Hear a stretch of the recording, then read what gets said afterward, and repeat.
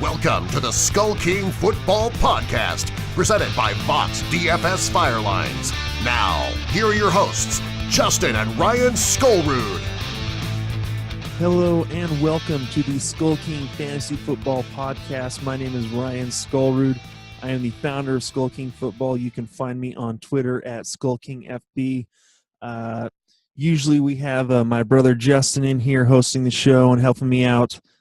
He is actually out of town in Montana on his anniversary trip for 1 year anniversary. Him and his wife are getting out of town and getting a little vacation from the stress of life. So you got just me tonight, just Ryan doing a solo show. So for all of you who are new to listening to our podcast, you can find us on YouTube. We record the video, send it on YouTube. We've got it on iTunes, Stitcher, and our main hosting platform, Podcast Garden. You can find our podcast anywhere on those platforms. We are happy to have you with us and ready to talk a little week 3 and working into week 4. So here we go. We're going to go ahead and go over some injuries from this last week. By the way, I just want to say this was a much better week just in terms of injuries. We didn't have 19 of them to go over to begin this episode like we did last Monday night going into Tuesday. And also after going 0-5 last week, I managed to go 5-0 this week because I try to keep the same core on all my teams. I like the guys that I like, and when you have the connection of Mathews, Stafford, and Marvin Jones on almost every single team, you're gonna this week is a good week to win. So here we go. All right, let's go ahead and get into the injuries. Starting off, Jeremy Langford is expected to be sidelined for 4 to 6 weeks with what they're saying is a sprained ankle. I was not a guy that was too high on Jeremy Langford. You can even go back to our first couple of podcasts to hear about that. Just not a guy that I was really high on. Now he's out 4 to 6 weeks with the ankle, and Jordan Howard, who I was expecting by sometime in this season to take over the lead role, may just take it and run with it. He actually had a pretty good game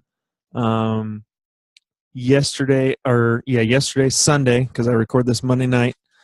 Let me see if I've got the stats here. I want to say Jordan Howard went 9 rushes for 45 yards, 4 receptions for 47. So yeah, he was right about 90 yards on 13 touches. He's got a decent yards per touch. And they, by the end of that game, Chicago was down enough that they just had to throw the ball around. So they had Brian Hoyer just heaving it up to anyone who could try to catch it. So considering game flow wasn't necessarily in his favor, I'd say he had a pretty good game, and he could what a lot of people are saying, he may take over that role by the end of the year. So all right, moving on. Willie Snead, who was inactive for week 3 against the Falcons, he had a toe issue, so he was not in this Monday night game tonight, which, wow, what a high scoring. It was a shootout. Finally, a shootout that we were expecting to be a shootout happened. The absolute lack of defense from both those teams was kind of astonishing. But in Snead's absence, 2 guys were really figuring to step up in terms of wide receivers. Brandon Coleman, who finished with 8 targets, 7 receptions, 78 yards. He and Michael Thomas, who from the beginning of the year figured it's between the 2 of them and who's going to have that wide receiver 3 role behind Snead and Cooks. And it really looks like Thomas is the guy. Thomas had 3 more targets, had to finish with the same amount of catches. Thomas, 7 catches, 71 yards, and a TD. And his TD actually, Brandon Coleman was actually kind of the decoy, kind of a sort of pick play like the Seahawks, tried to run in the Super Bowl a couple years ago that actually worked. And so, yeah, Thomas is going to be that wide receiver 3. So if Snead, because toe injuries can linger, if Snead is out again another week, Expect Thomas to be that wide receiver number 2, and Coleman will actually maybe be worth picking up as like a wide receiver 4. Say you have 2 wide receiver spots and a couple of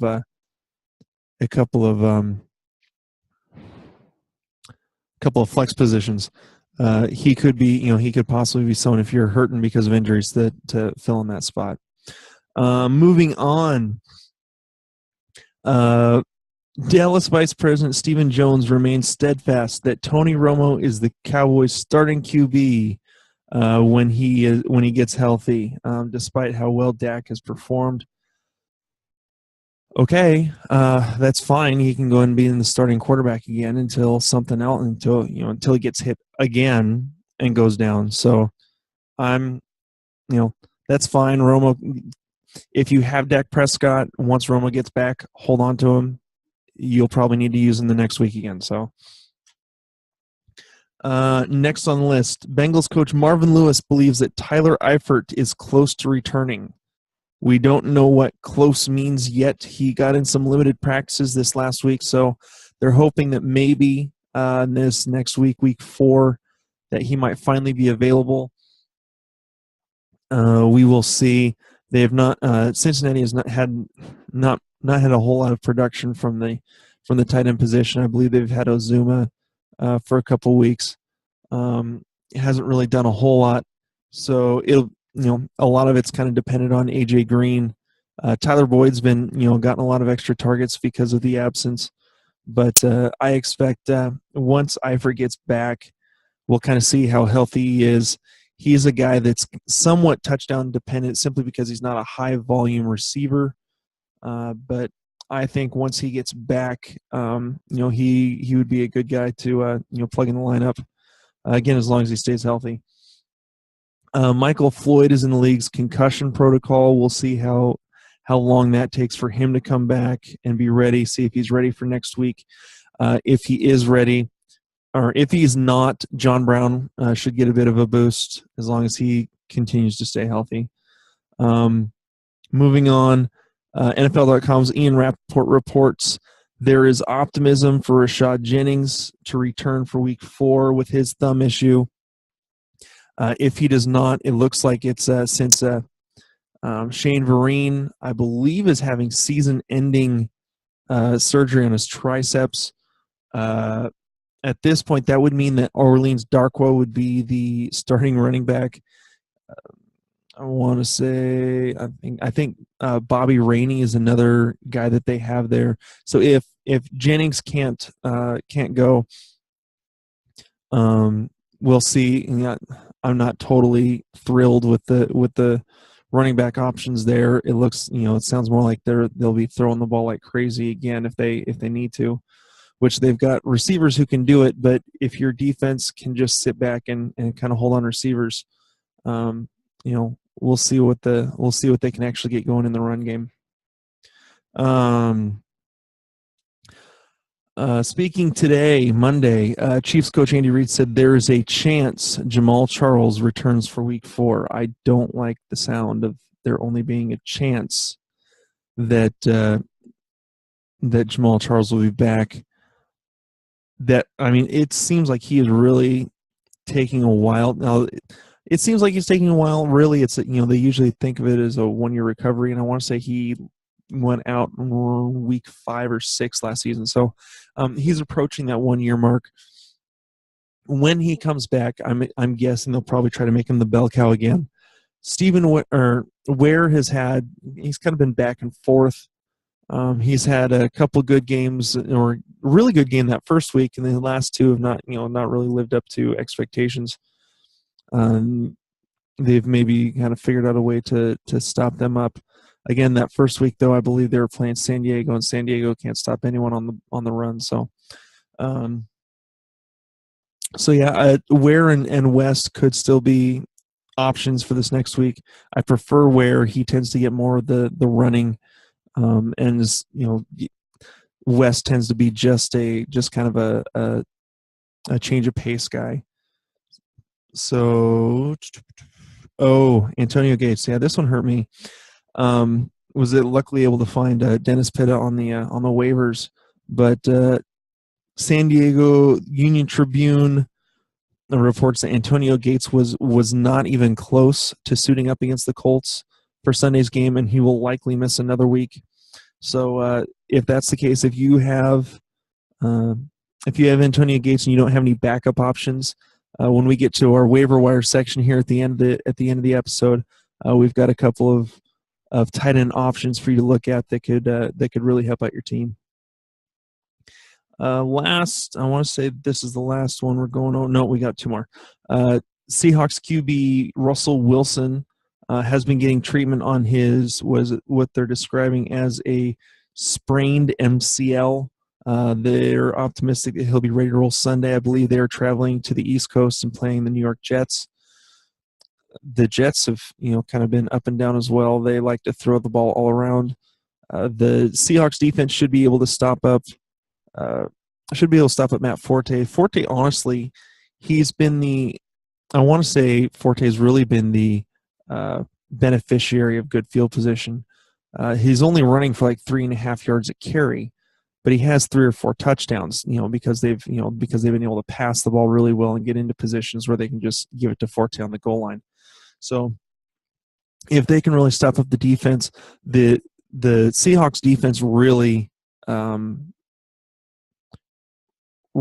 can cause some damage to teams that, they're, as of this point, I want to say that they're still the number 1 defense in the league after 3 weeks. So, they're going to be, they should make things tough on Fitzpatrick next week, especially after Fitz threw what I want to say 6 interceptions this last week. So, Thomas Rawls, Pete Carroll described on the radio that it's a fibula issue for Thomas Rawls. They're guessing it's a hairline fracture and will be out a few more weeks, which if you've got Christine Michael, good for you. He had a phenomenal game, scored his first 2 career rushing touchdowns in the first quarter of this last game. I want to say his first 7 or 8 carries, he had like 80 yards and 2 TDs. He's, if they need to, they can just rush the ball with him, and he'll be in good shape, get you a lot of points. So hold on to Christine Michael. He may just take the job for the rest of the season. And last one of note that I really think is actually of note is the Eagles. Ryan Mathews' ankle stiffened up is the reason that they sat him in this last game after only 2 carries for like -2 yards or something like that, -6 yards. And Smallwood and Barner combined for 121 yards. Sproles had 128 yards. At this point, it looks like the Eagles are actually going to continue to use a backfield rotation even when Mathews is healthy. Not good for Ryan Mathews owners. I wasn't a huge believer in his ability to stay healthy. We're kind of seeing that now. The guy is an immense talent. He can really run the ball. It's just I think his body breaks down a little too easy. So this is if you've got someone like Smallwood or Barner still available, maybe pick them up as a flyer candidate if you've got room on your bench. Or if you've got an IR spot and you've got an injured player to throw there, Barner or Smallwood may be someone to pick up. Sproles, if he's available, go after him too. So, moving on. Oh, the one last thing I wanted to get to was that Des Bryant apparently had an MRI. As of this point, I still have not seen anything about whether he is healthy or not on how that MRI on his knee went. So. As of right now, he's a kind of wait and see candidate, and I think that's all we've got for the injuries. I wanted to kind of go into we haven't done this last couple weeks, but I wanted to go into some of the big performances. There's been some fantasy duds so far, and tonight Julio was one of them. You'd never expect that if the Atlanta Falcons were going to beat a team, put up 45 points in a game, you wouldn't expect that Julio Jones had only 1 catch for 16 yards. But that's the way it went tonight. And if you just go by a standard league in PPR, so standard scoring plus the 1 point per reception, the top two scoring running backs in fantasy football for week 3. Number 1, Atlanta Falcons running back Devonta Freeman, 14 carries, 152 yards, 5 catches, 55 yards in the TD. The number 2 running back, Atlanta running back Tevin Coleman, 12 carries, 42 yards, 3 touchdowns, and 3 catches for 47 yards. They just ran all over the Saints tonight, and it wasn't even close. So, Coleman, it looks like they're a pretty even timeshare. Freeman really, showed that he wants to hold on to that job as the starting running back.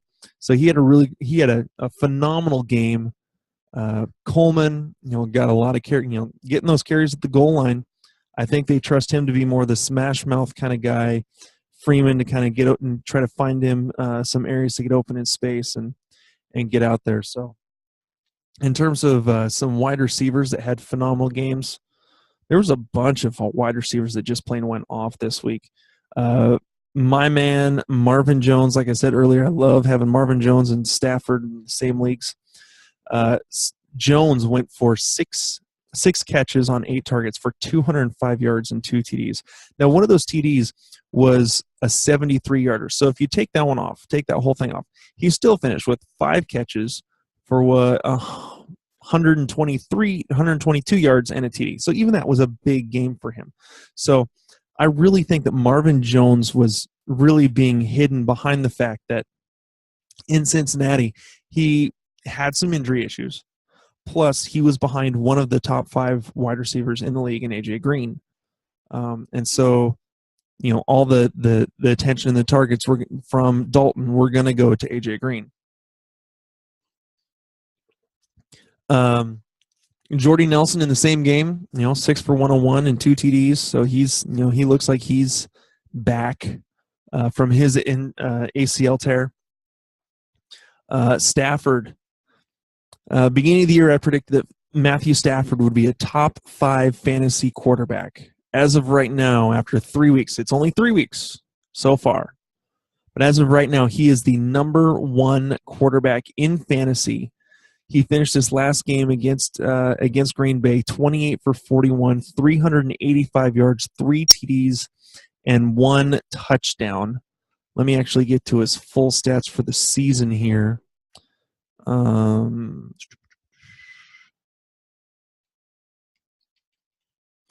Matthew Stafford, let's go season total. He's thrown 3 games, 985 yards, 7 TDs, and 2 interceptions. I mean, the guy he's got a ton of targets to throw to. They really do have a loaded wide receiver core. I do think that this is, take nothing away from Calvin Johnson. This is the best all-around receiving core that Stafford has ever had. When you've got Marvin Jones, who can actually tear it. I mean, he's been tearing it up. You've got Golden Tate, who has been losing targets, and they've been going. A lot of those targets have been going to Anquan Bolden. Being an older guy, kind of a slot possession type guy.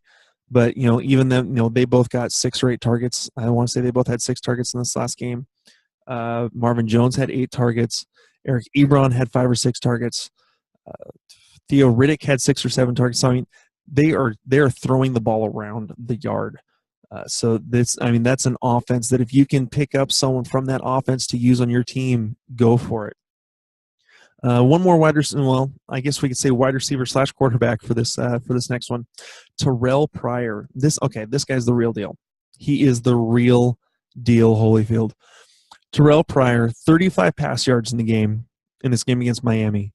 He also had 8 catches for 144 yards, plus 21 rush yards in the Wildcat for a TD. Making the transfer from quarterback to wide receiver, the guy can catch the ball. He knows how to use his body to block out the corners or the defenders to get the ball, make the catch. He has great hands. He's made some phenomenal catches so far this year. Plus, when they need to, since they've got Cody Kessler as their quarterback now, Terrelle Pryor will get some chances throwing the ball.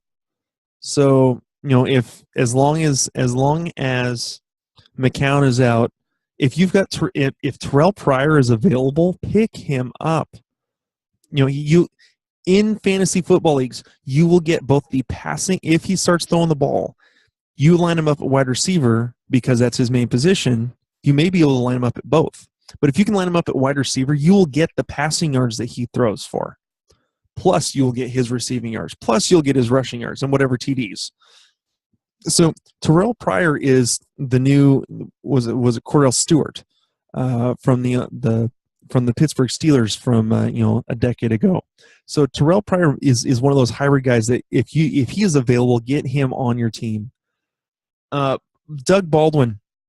A lot of people thought that he was going to fall off, that the targets just weren't going to be there. They were going to move more. The Seahawks were going to move more to the running game again.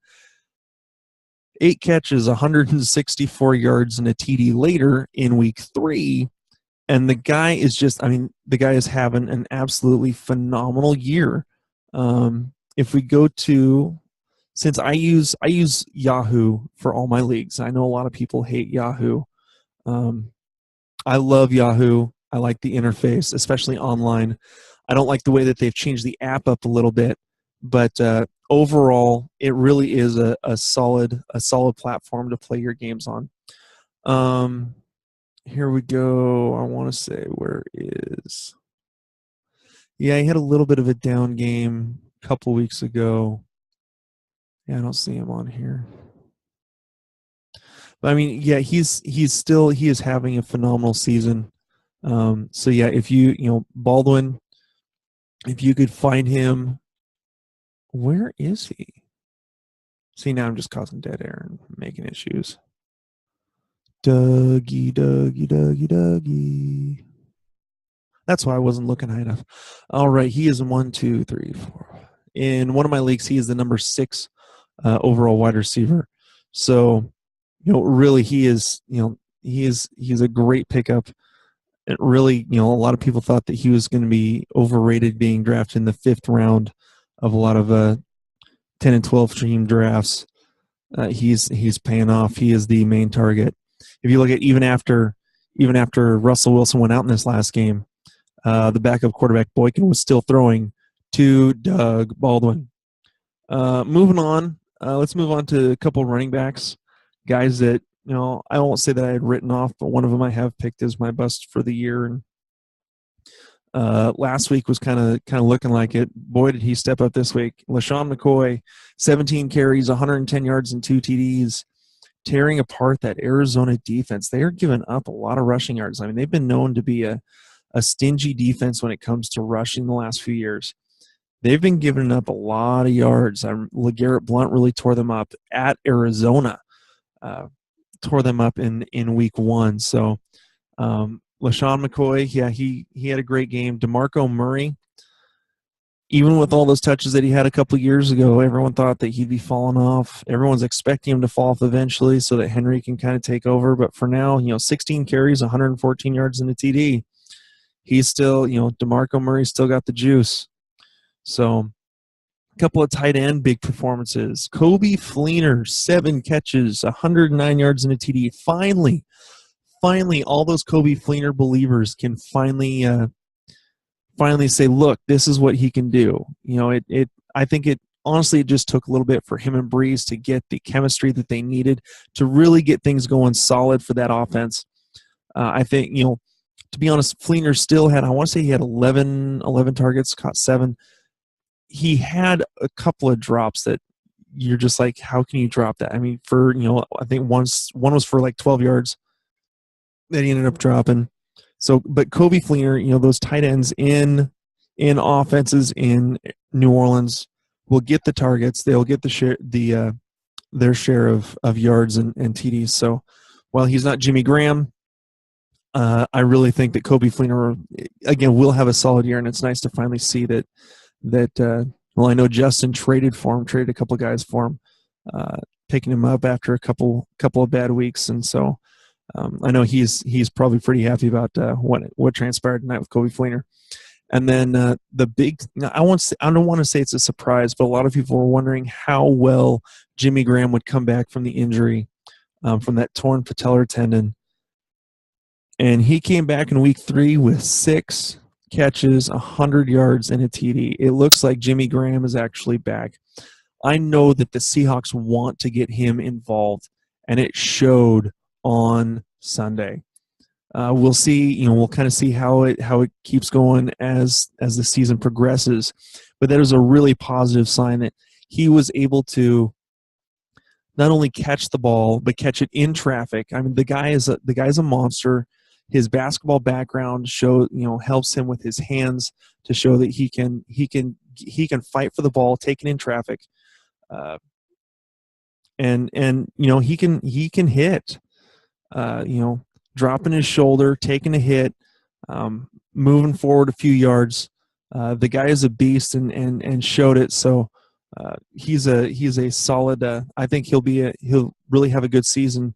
And it'll be nice to see kind of where the Seahawks go with him for the rest of the season. So, all right. Before we move on to our waiver wire pickups, I want to give one more shout out to our main sponsor of the show, Vox DFS, Vox Firelines. They are your premium DFS lineup consultant service.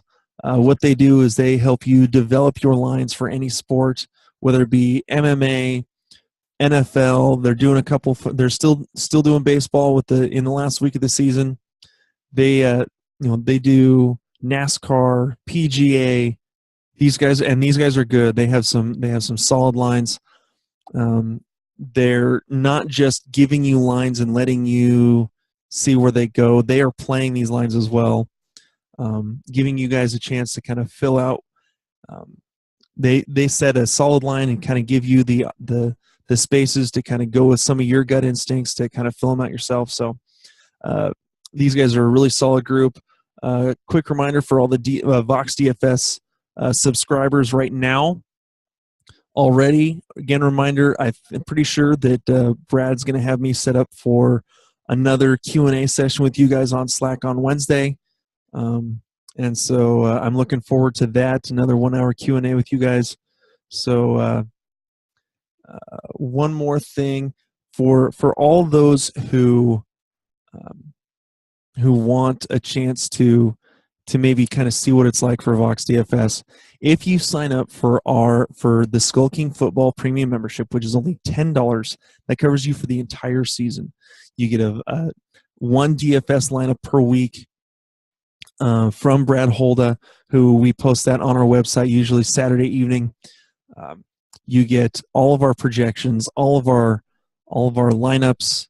You get our projections, our rankings for every position, and those are weighted rankings, weighted off of a consensus. So we get the consensus rankings, then we weight them based on those sources' accuracy.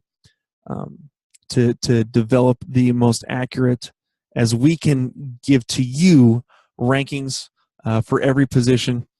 We've got those. So we, as part of that, in order to get that, again, it's only $10 for the entire season. We give you 30 days for free. So you don't even pay for your first 30 days. Then after that, once those, you're getting close to the end of those 30 days, if you don't like the service, if you don't like what we're providing for you, you can cancel the service free of charge. You won't get charged a dime. So at this point, you'll still get 4 weeks of the season. About the midway part of the season, you won't even have to pay at all. So just a reminder of that. Plus, with that, you will get 72 hours for free from Vox DFS in terms of personal consulting on your lines for any DFS games that you play. So. All right, so let's kind of finish off this show with some waiver wire madness. All right, so getting into the waiver wire, there's a couple guys on here that I'm sort of surprised are still available as much as they are. And some guys, I hate to say it, but you need to go out and pick them up.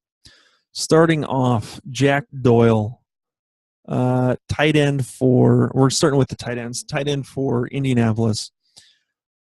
he is getting more targets than Dwayne Allen. Everyone, I was one of those guys. I was big on Dwayne Allen. I thought he was going to be the guy in Indianapolis. It turns out that that's not the case. Jack Doyle is getting more catches, more targets. He finished this last game 6 targets, 6 catches for 65 yards. I want to say that Dwayne Allen only had like 2 or 3 catches for 35. So it looks like Doyle is the tight end to own over there, at least for now. Again, tight ends are streamable.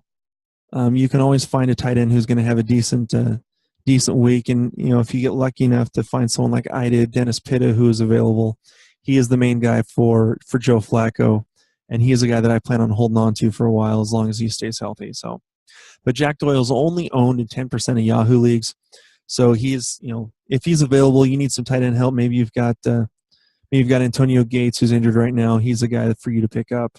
Jack Doyle would be a guy that you can get really cheap. So.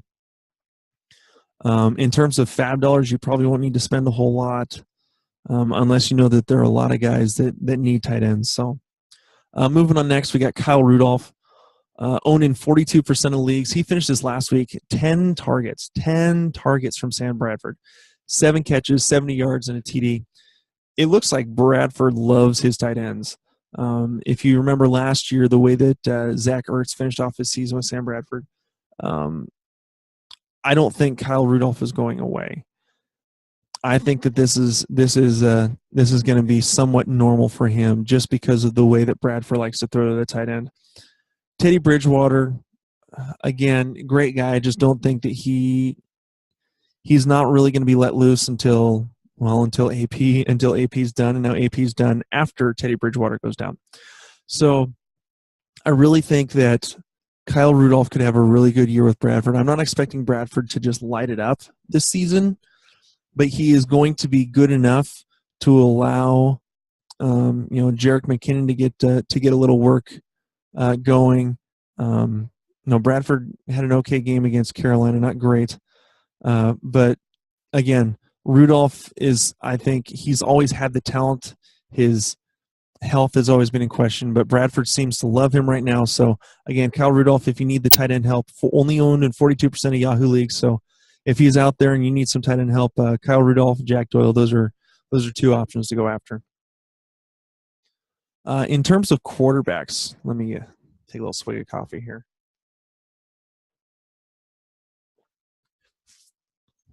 Quarterbacks for this year. For week 4, 2 that I'm looking at. One is that I think a must pick up. The other is I don't want to say fluky, but I want to say temper your expectations. So first, Carson Wentz. I think Carson Wentz is the real deal.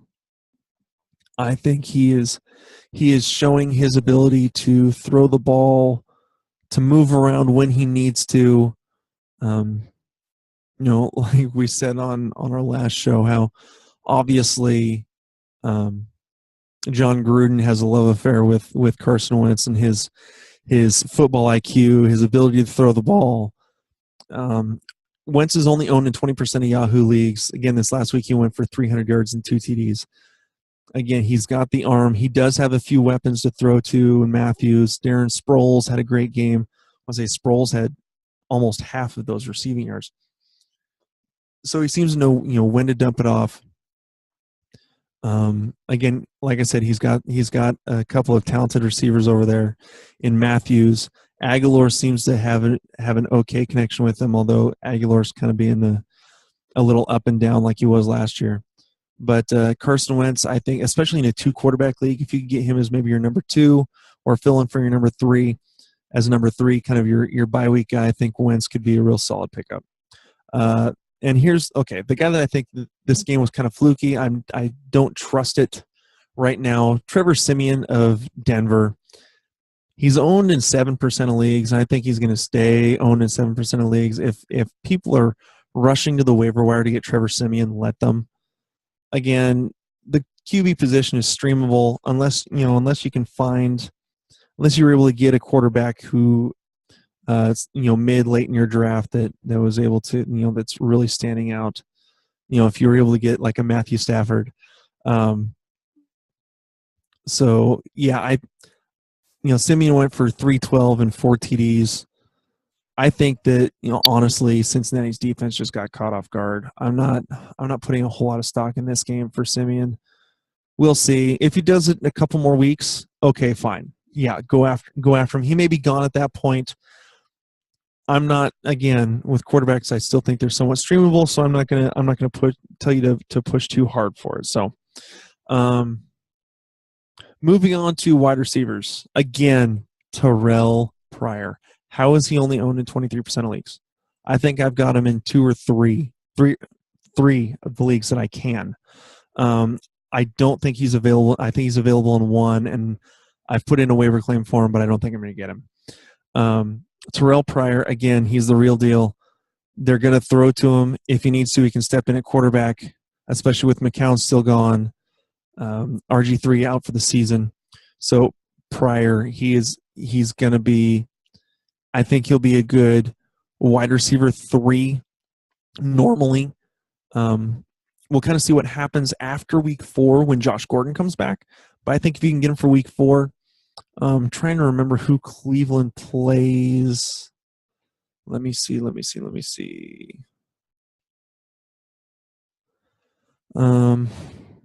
go. Sorry, I didn't have this beforehand, guys and gals. If there are gals listening to this, honestly, if we have a bunch of women who listen to our podcast, I am extremely excited about that, simply because too often fantasy football gets deemed as just a guy's thing. I know a lot of gals that play fantasy football. I've got a couple of them, 1 or 2 in a couple of the leagues that I play in. So honestly, if we've got gals in the SkullKing Nation out there who are listening to the podcast, we would love. I want to give you girls a shout out right now. We'd love to hear from you on Twitter, again at SkullKingFB, or comment on the Facebook page, SkullKing Football, as well as any of our podcast spots, iTunes, YouTube, and Stitcher. We love to hear from all of our listeners, but especially the ladies out there. Again, we want to make sure that everyone is having fun playing fantasy football. So, all right, here we go. Terrelle Pryor. Their next matchup is against Washington, who right now he kind of is their offense. I don't know how much Josh Norman is gonna shadow Terrelle Pryor.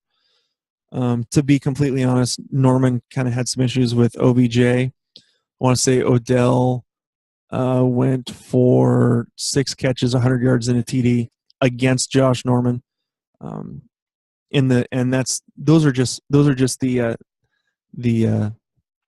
passes that went his way when Norman was covering him. So no, I believe that Josh Norman is beatable. Terrelle Pryor has the size and the strength to be able to beat coverage.